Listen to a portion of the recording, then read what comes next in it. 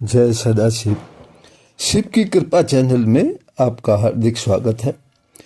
परमपिता परमात्मा सदाशिव की असीम कृपा आप और आपके परिवार पर बनी रहे, इसी प्रार्थना के साथ आज सुनेंगे शिव की एक मनोरम कथा, चमत्कारी कथा।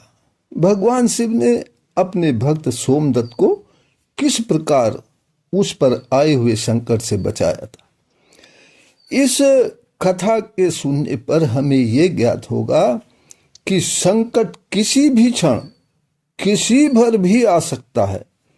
इसलिए हमें हर पल हर क्षण अपने हर कार्य में शिव नाम को आधार मानकर धैर्य और विश्वास के साथ रहना चाहिए। एक बार की बात है, मीनाक्षीपुरम के राजा के दरबार में सोमदत्त नाम का एक गायक था।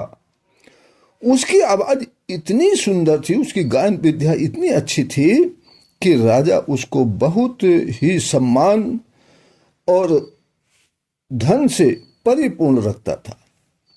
उसकी प्रशंसा को देखकर अब दूसरे जो गायक थे वो उससे ईर्ष्या करते थे, उससे चिढ़ते थे और उसको हमेशा नीचा दिखाने का प्रयास करते रहते थे। अब सोमदत्त शिव का परम भक्त था और अपनी गायन विद्या को सदैव शिव की कृपा ही समझता था। अब एक दिन कहीं से दूसरे देश से एक गायक मीनाक्षीपुरम राज्य में आ गया। तो दूसरे गायकों को जब पता चला तो वो सोमदत्त से चिढ़ते तो थे ही। उन्होंने विदेशी गायक का सम्मान किया और सोमदत्त से अच्छा गायक बताते हुए राजा के सामने दोनों की गायन प्रतियोगिता कराने का प्रस्ताव रख दिया। राजा ने भी दोनों की प्रतियोगिता का दिन और समय निश्चित कर दिया और ये ऐलान कर दिया कि इस प्रतियोगिता में जो भी जीतेगा उसे राजगायक का पद दिया जाएगा और दूसरे को जो हारेगा उसको मृत्युदंड दिया जाएगा।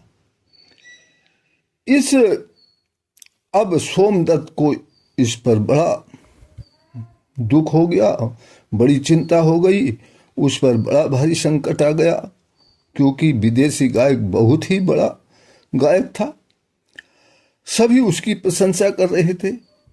अब सोमदत्त ने भगवान शिव की शरण ली और रात भर शिव से प्रार्थना करता रहा कि हे प्रभु, हे भोलेनाथ, अपने इस भक्त की लाज बचाओ और उस पर आए हुए संकट को किसी भी तरह से दूर करो।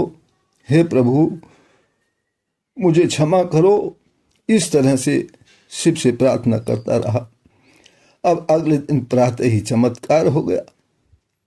एक भिखारी फटे पुराने भेष में, हाथ में सारंगी लिए हुए, जहां पर विदेशी गायक ठहरा हुआ था, रात को विश्राम करने के लिए रोका गया था, वहां पर पहुंच गया और नारायण हरि कहकर विदेशी गायक को संबोधित किया। उसने क्या, अब गायक ने भिखारी के हाथ में सारंगी देखी तो वो कहने लगा कि हम तुमको कुछ अवश्य ही देंगे, लेकिन पहले आप ऐसा लगते हैं कि आप गाने बजाने का काम भी करते हो, तो हमें कुछ सुनाओ अच्छा सा।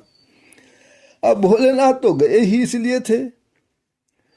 भोलेनाथ ने तुरंत हाँ कहकर अपनी सारंगी बजाई और गाना शुरू कर दिया।